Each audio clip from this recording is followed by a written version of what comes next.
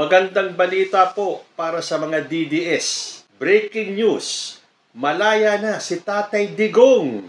ICC dismissed crimes against humanity case against former President Rodrigo Roa Duterte. According to his lawyers, they are just processing his release documents so that he can immediately go home. He will be passing through the Shenzhen Sorting Center and will arrive in the Philippine Sorting Center by Happy April Fool's Day. Ang dami pa rin po mga DDS ang naniwala sa balitang ito. Kawawa naman talaga yung mga DDS, ano? Tama nga yung pag-aaral way back nung presidente pa, si Rodrigo Duterte, na ang pinakamadaling mauto at maniwala sa mga fake news ay ang mga supporters ni Digong. So lumipas ang panahon, presidente na si Bongbong Marcos, pero ganun pa rin ang mga DDS. Uto-uto, madaling maniwala sa mga fake news. Kaya naman, yung mga DDS vloggers, yung mga alipores ni Digong, ang hilig magpakalat ng mga fake news dahil alam nila, maniniwala yung mga supporters nila. So, welcome po sa Usapang Tito Manny, April Fool's Day edition. Ano po ba ang April Fool's Day? Araw ng mga pang-uuto, araw ng mga pranks, at bahala ka na kung ikaw ay mabiktima ng mga prank o ng pang-uuto nila o ng pangbubudol nila. At ito ang panahon para mag-mind condition. Then madali pong mauto at mapaniwala ang mga DDS. For example, ito pong pahayag ni Sara Duterte. Sabi po niya, sinabi niya, ni Digong, yung tatay niya, nabantayan natin ang ating boto dahil ang mga tao na desperado ay kung ano-anong pandaraya ang naiisip para lang manalo sila. Hiyang-hiya naman tayo kay Sara Duterte talaga. Oo. Mina-mind condition niya ang kanilang mga supporters na magkakaroon ng dayaan na oras na matalo ang mga kandidato ng PDP, dinaya sila. Kaya ngayon pa lang kailangan nilang ipakalat na sinabi daw ni Digong na magbantay o bantayan ng kanilang mga boto dahil ang mga tao, meaning itong nasa partido ni President Bongbong Marcos, ay mga desperado at kung ano-anong pandaraya daw ang iniisip para lang manalo ang alyansa. So, well, sino maniniwala sa iyo, Sara? Dapang-dapa nga ang mga kandidato ng PDP. Ilan lang ang pumapasok sa top 12. Well, ako sa tingin ko, si Bongo Shuin na yan. Bato de la Rosa, 50-50. And the rest trailing behind. Sa halos lahat po ng mga senatorial surveys, si Bongo lang at si Bato de la Rosa na paminsan-minsan nawawala rin sa Magic 12. At wala na pong iba. Doon lang kayo sa Publicus Asia, doon sa survey firm ni Maluti Kia, makikita mo na nag-aangatan yung mga kandidato ng PDP. Maliban po dyan sa Publicus Asia, lahat po ng mga survey firms, dapa po ang mga PDP laban candidates. Kaya ano tong pinakakalat ni Sara Duterte? Nabantayan nyo yung inyong mga boto dahil dadayain kayo. Para nga naman pag natalo, dinaya sila. Sino pa ba ang maniniwala kay Sara kundi ang kanyang mga supporters na ilan na lang? Patunay na kokonti na lang ang naniniwala kay Sara Duterte. Ayon po dito sa isang survey, mula sa 73% ng mga Pilipinong sinurvey ng Tangerine noong February 10 to 12 na nagsabing pabor sila sa impeachment ni Vice President Sara Duterte, tumaas pa ito sa 83% ngayong Marso. Sa parehong survey, natukoy din na 75% ng mga respondents ang naniniwalang dapat harapin ng Vice Presidente ang paglilitis ng Senado kaugnay ng aligasyon na kumausap siya ng tao para ipapatay sina Pangulong Ferdinand Marcos Jr., First Lady Lisa Marcos at House Speaker Martin Romualdez. Pinakamaraming sumusuporta sa impeachment trial sa Luzon, partikular sa Metro Manila, Southern Luzon, Central Luzon at Northern Luzon, habang pinakamatindi ang pagtutol sa Davao Region, well, naturally, at Northern Mindanao sa 17%. 17% na tumututol sa Davao Region at Northern Mindanao, pero 83% ang pabor sa impeachment ni Sara Duterte. Natukoy din sa survey na 51% ang sumusuporta sa impeachment proceedings ng Kamara laban kay VP Sara, 29% ang tutol at 20% ang undecided. Bukod sa bantang pagpatay, lilitisin din sa impeachment trial ang hindi pa rin maipaliwanag ni VP Sara sa paggamit ng 612.5 million confidential funds ng Office of the Vice President at Department of Education noong 2022 at 2023. Sa laki ng porsyento na to na gustong matuloy ang impeachment trial, paano makakaase si Sara Duterte na iboboto ng mga ito ang mga kandidato ng PDP? Tama na ang pambubudol, tama na ang pa-victim. Sa bagay, wala kayong choice. Magpapa-victim kayo talaga. Susubukan yung makuha ang simpatya ng ilang porsyento ng Pilipino na naniniwala pa rin sa inyo. So, magkakaroon ba ng dayaan sa 2025 senatorial elections? Well, I don't think so. At hindi rin yan ang nasa isip ni Robin Padilla. Dahil ayon kay Robin Padilla, ngayon, yung aming #1 crowd drawer nakakulong. Para kaming inalisan ng ulo. Ang lahat ng katangian para dumating ang tao nawala po. Sa totoo lamang po, para kaming manok na walang ulo na paikot-ikot. Pero teka muna, hindi ba si Robin Padilla ang presidente ng PDP? Dapat marunong siyang mag-strategize. Ngayon wala si Duterte. Wala daw silang pera. Pero sino maniniwala na walang pera ang PDP? Sa ilalim ni Digong. Pero siyempre pa-victim ulit. Para nga naman kapag natalo sila, pwedeng idahilan ni Robin Padilla si Digong kasi wala na yung kanilang ulo Wala na yung kanilang #1 crowd drawer. So meaning, kapag wala si Digong, wala silang makukuhang tao. At kung walang pondo ang PDP, wala silang makinarya. So matotal niyan, matatalo sila. Pero siyempre, hindi po pwede kay Sara Duterte yan. Dapat palabasin ni Sara Duterte na kapag natalo ang mga manok ng PDP, dinaya sila ni President Bongbong Marcos. And speaking of Senator Robin Padilla, mukhang sumusuko na po yata itong si Robin. Dahil meron pong bali-balita na gagawa ng batas sa anti-dynasty. Dahil itong si Robin Padilla ay ayaw sa dynasty. So pabor siya dyan sa anti-dynasty bill na yan. Sabi niya, gusto ko lang mabago ang ating sistema ng gobyerno. Mawala una ang political dynasty. Yan ang #1 nating problema. Nag-iisip ba talaga si Robin Padilla? Gusto daw niyang mabago ang sistema sa gobyerno at mawala ang political dynasty dahil yan daw ang numero 1 nating problema. Pero nasaan ba siya nakakapit? Sa mga Duterte. Yung tatay na naging dating presidente, yung anak na vice-presidente, yung isang anak na mayor ng Davao, yung isa congressman. So, salungat na naman sa mga sinasabi ni Robin Padilla. Ayaw niya sa political dynasty, pero saan siya nakakapit? Sa mga Duterte.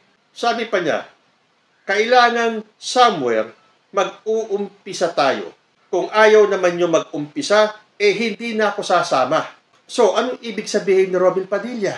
Kailangan daw maumpisahan. Di pues, buwagin mo ang dynasty ng mga Duterte. Diyan ka mag-umpisa dahil diyan ka nakakapit. At ang sabi pa ni Robin, kung ayaw naman ninyong mag-umpisa, hindi na ako sasama. Sa tingin mo ba, mabubuwag mo ang dynasty ng mga Duterte? Nangangahulugan ba na aalis ka na sa mga Duterte? So, hindi ka nasasama? Iiwanan mo na sila? Akala ko ba, sabi mo, walang iwanan. Hindi mo iiwanan si dating Pangulo. Sabi pa ni Robin, tama na ako. Hanggang 2028, okay na ako. Boundary na ako. Dapat lang. Dahil kung tatakbo kang re-election sa 2028, asahan mo, hindi ka na mananalo muli. Tama na yung isang term ng pambubudol. At dahil nanalo ka lang naman, nung kumapit ka sa Uniteam.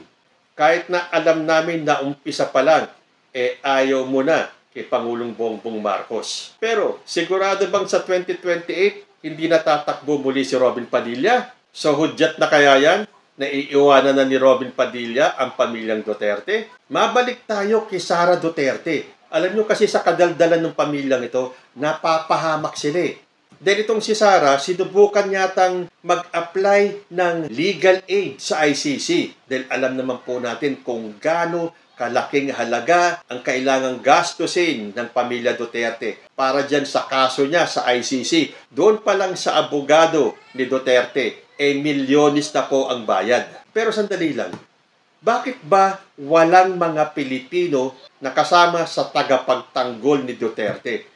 Pinagsisiksikan nga ni Harry Roque yung sarili niya, pero hindi po siya isinama sa mga abogado ni Digong.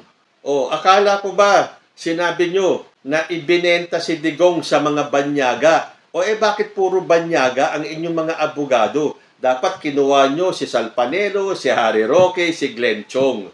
Bakit nyo pinagpalit ang mga Pilipinong abogado sa mga foreigners na abogado? So ito na nga, nung nag-apply ng legal aid si Sara Duterte para nga naman makabawas sa gastusin ng kanilang pamilya, tila nag-backfire po kay Sara. Dahil sabi po sa balita, iimbestigahan ng ICC ang assets at yaman ni dating Pangulong Rodrigo Duterte para alamin kung kwalipikado siya sa legal aid na inaalok ng korte ayon sa ICC spokesman Fadi Abdallah. Pero kailangan mo nang busisiin ang yaman nung nasasakdal.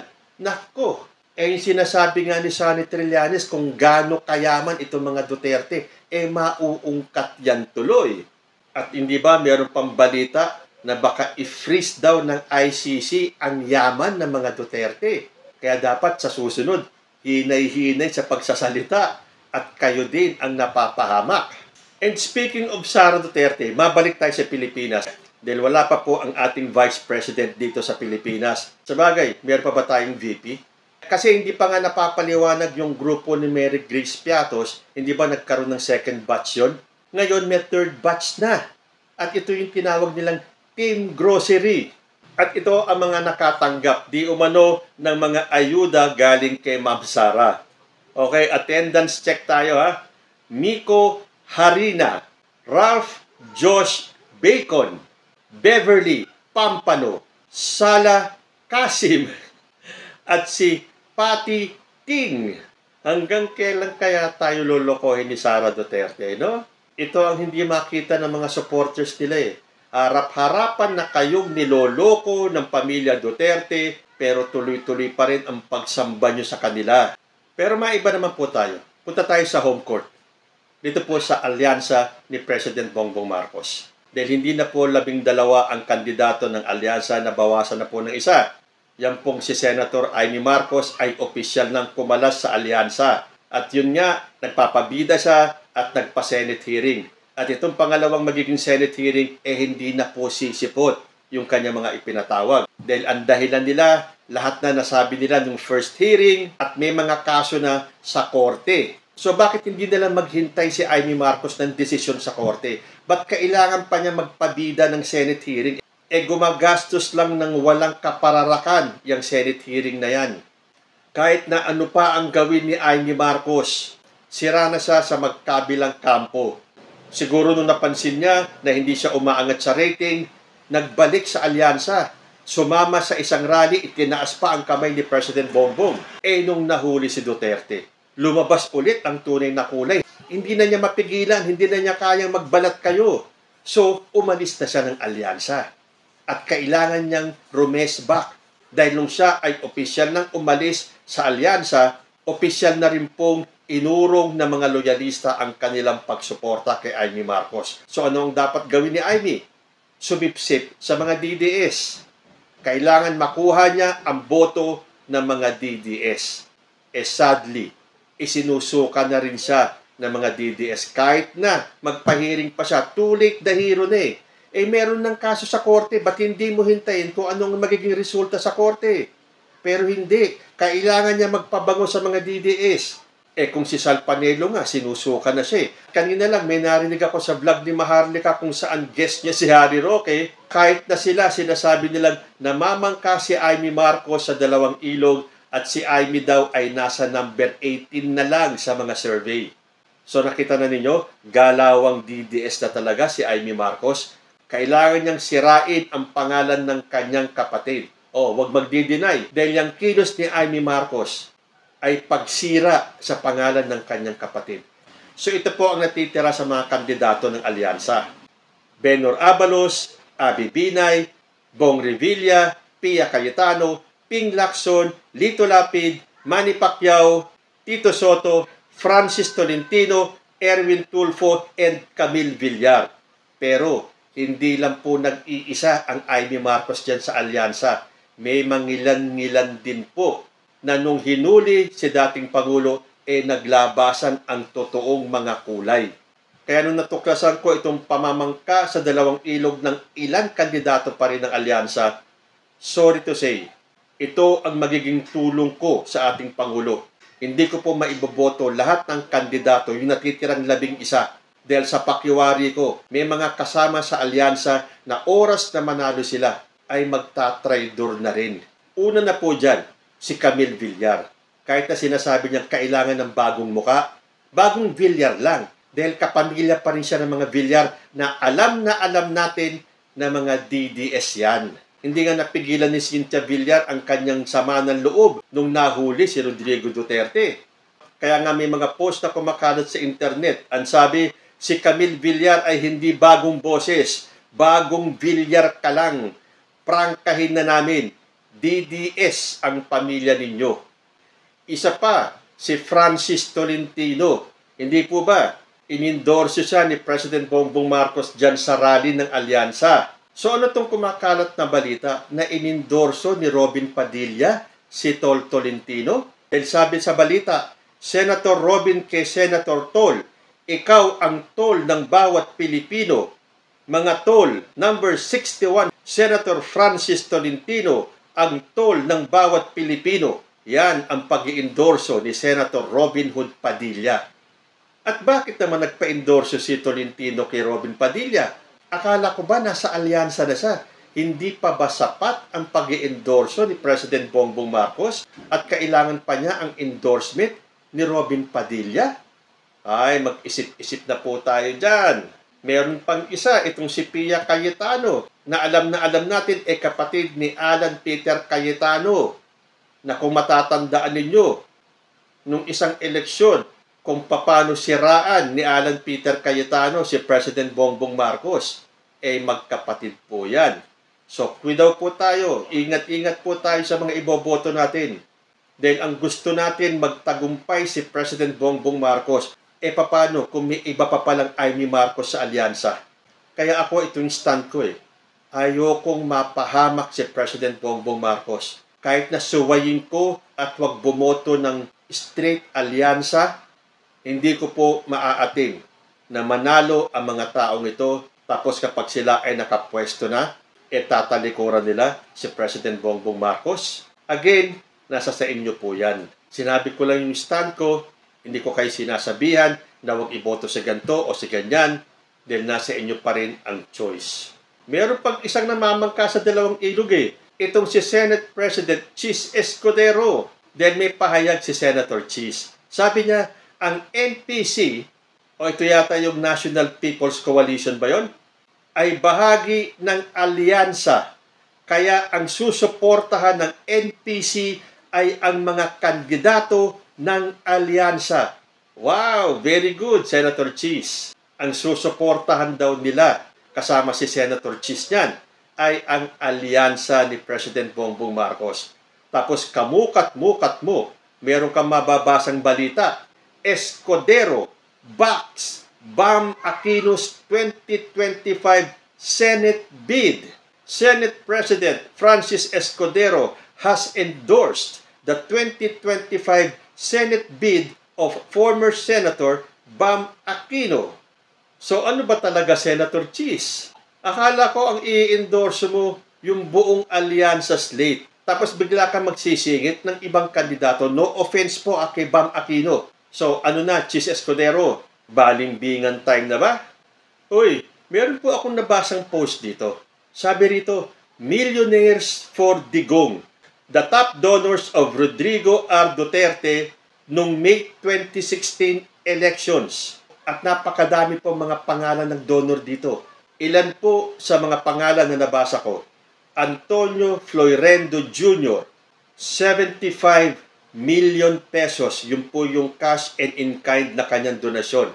Pangalawa, Alan Peter Cayetano, 71,313,782. O nakita nyo kung gaano kasanggan dikit si Alan Peter Cayetano kay former president? Sino bang kapatid niyan? Si Pia Cayetano. Unless patunayan ni Pia na naiiba siya kaysa sa kanyang kapatid. At ang ibang mga pangalan pa, Lorenzo T., Dennis Uy, Samuel Uy, Bienvenido Tan, at napakaraming pangalan po dito. At hinanap ko ang pangalan ni Amy Marcos, pero mukhang wala po sa listahan. Akala ko ba, sinabi ni Rodrigo Duterte noon, na nung 2016 election sa pangangampanya, wala siyang pera, walang ibang nagdudunit, kundi si Amy Marcos lang. Kaya nga tuwing sasabihin niya ni Digong, biglang ipapan yung camera sa isang proud at nakangising Amy Marcos. Dahil laging sinasabi ni Digong, si Amy Marcos lang daw ang nagpondo ng kanyang kandidatura. Tapos ito lalabas, apakadaming pangalan. At sa dami ng pangalan na to, wala ang pangalan ni Amy Marcos. So tama na ang pambubudol. So ano kaya ang pinakain ni Duterte kay Amy Marcos para ganun na lang ang pagsuporta ni Amy kay Digong to the point na halos itakwil niya ang kanyang kapatid na si Bongbong?